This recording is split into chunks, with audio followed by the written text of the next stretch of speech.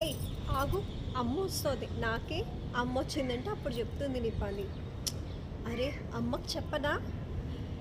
చూడు ఎలా అల్లరి చేస్తున్నాడో, నువ్వొచ్చి చెప్తే గానీ వినడు. ఇలాంటివన్నీ మనం ప్రతి ఇంట్లో వింటూనే ఉంటాం కదా! సో, అమ్మని ఒక విలన్ కింద చేసేస్తూ ఉంటారు. పదండి ఈరోజు దీని గురించయితే మాట్లాడుకుందాం. మీ సీత. సీతా కళ్యాణి. అయితే ప్రతి ఒక్క ఇంట్లో ఏంటంటే అమ్మని ఒక స్టేజ్‌లో చూడు అమ్మొస్తోంది, అమ్మకి చెప్తా అని ఇలా అంటూ ఉంటారు. కానీ ఒక ఏజ్ వచ్చేసరికి అమ్మ మీదున్న ఆ భయం అంతా కూడా ఒక ప్రేమ కింద మారిపోతుంది. తెలుసా మీకది? ప్రతి ఒక్కరి లైఫ్‌లో ఒక్కసారి ఆలోచించుకోండి. చిన్నప్పుడు మనకు కూడా అమ్మ అంటే చాలా భయం ఉంటుంది. కానీ పెద్ద అయ్యేసరికి అది అంతకు మించిన ప్రేమగా మారిపోతూ ఉంటుంది.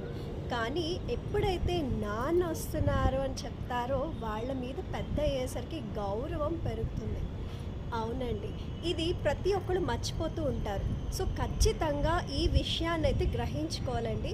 చిన్నప్పటి నుంచి కూడా అమ్మ మీద భయం ఉన్నా సరే, అమ్మ కూడా చెప్తూ ఉండాలి. ఈ పని నాన్నకి చెప్పి చేయాలి. ఈ పని నాన్నని అడిగి చేయాలి. అయ్యో! నాన్న వస్తే ఏమంటారో, ఒకసారి నాన్నకి చెప్పి చేద్దాం. ఇలాగా ప్రతీదీ కూడా నాన్నని కూడా ఒకసారి అడుగు అని వాళ్ళ గౌరవాన్ని మనం ఎప్పటికప్పుడు నిలబెడుతూనే ఉండాలి. మన మీద ఉన్న భయాన్ని, వాళ్ళ మీద ఉన్న గౌరవాన్ని బ్యాలెన్స్ చేస్తూనే పేరెంటింగ్ అన్నదైతే ముందుకెళ్ళాలి. అంతేగాని అమ్మ వస్తోందని భయపెట్టో, నాన్న వస్తోందని భయపెట్టడం వల్ల అమ్మను చులకన చేయటము. సో, ఇలాంటివన్నీ కూడా అస్సలు వద్దండి. పిల్లల ముందు అస్సలు ఇలాంటి మాటలు కూడా ఎత్తకండి. ఓకేనా అండి? పదండి. మీ సీత. సీతా